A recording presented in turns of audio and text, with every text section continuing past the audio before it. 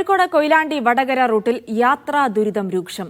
ദേശീയപാത നിർമ്മാണം ഇഴഞ്ഞു നീങ്ങുന്ന ഇവിടെ സർവീസ് റോഡിൽ മുഴുവൻ കുണ്ടും കുഴിയുമാണ്. മണിക്കൂറുകളോളം ഗതാഗത കുരുക്കിൽ കിടക്കേണ്ട അവസ്ഥയിലാണ് യാത്രക്കാർ. റോഡ് ഗതാഗത യോഗ്യമാക്കണമെന്നാവശ്യപ്പെട്ട് യൂത്ത് ലീഗ് പ്രവർത്തകർ റോഡിൽ കുത്തിയിരുന്ന് പ്രതിഷേധിച്ചു. പ്രവർത്തകരെ പോലീസ് അറസ്റ്റ് ചെയ്തു നീക്കി.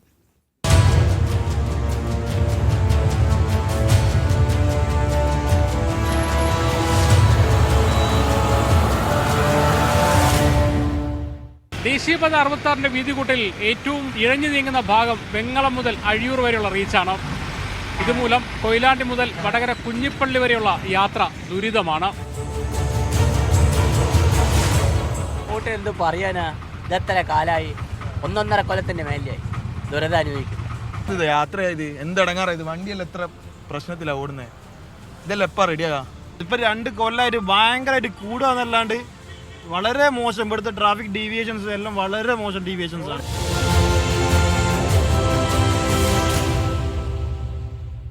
ദേശീയപാതയുടെ പണി നടക്കുമ്പോൾ വാഹനങ്ങൾ ഓടേണ്ട സർവീസ് റോഡ് മുഴുവൻ കുണ്ടും കുഴിയുമാണ്.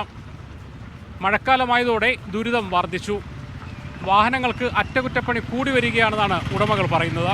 വണ്ടിക്ക് പണിയാണ്, അലൈൻമെന്റ് ഇടയ്ക്കിടയ്ക്ക് ചെക്ക് ചെയ്യേണ്ടി വരുന്നുണ്ട്. പിന്നെ ടയറിന്റെ കാര്യം പറയണ്ടല്ലോ. വണ്ടിയെല്ലാം ഒരു ബൈക്കാക്കി ഇങ്ങനത്തെ റോഡെന്ന് പറഞ്ഞാൽ നമ്മൾ കോഴിക്കോട് ജില്ലയിൽ വടകര മാത്രമേ ഉണ്ടാവും, വേറൊന്നും പറയുകയില്ല. പൊട്ടിപ്പൊളിഞ്ഞ റോഡിലൂടെയുള്ള യാത്ര കാരണം വടകര റൂട്ടിൽ എപ്പോഴും ഗതാഗത കുരുക്കാണ്. ചില സമയങ്ങളിൽ ഈ കുരുക്ക് മണിക്കൂറുകളോളം നീണ്ടു നിൽക്കും.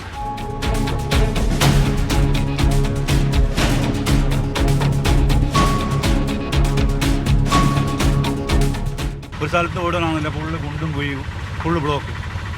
100, 200, 300 കൂലിയാവുന്ന ദിവസം. അധികാരികൾ എന്തെങ്കിലും ചെയ്യണത്. എത്രയോ കാലങ്ങളായി നമ്മളിതിങ്ങനെ സഹിക്കുന്നത്. ഒരു 30 രൂപ പണിക്ക് പോയി കഴിഞ്ഞാൽ തിരിച്ച സ്റ്റാൻഡിലേക്ക് എത്തണമെങ്കിൽ 1 മണിക്കൂറെങ്കിലും വെയിറ്റ് ചെയ്യണം. അത്രയും കഷ്ടപ്പാടാണ്. റോഡ് വെറും ആവതില്ലേട്ടാ, എത്ര നേരം നിൽക്കേണ്ടിരുന്നു, മണിക്കൂറോളം നിൽക്കേണ്ടിരുന്നു, ബ്ലോക്കപ്പെട്ടിട്ടാണ്.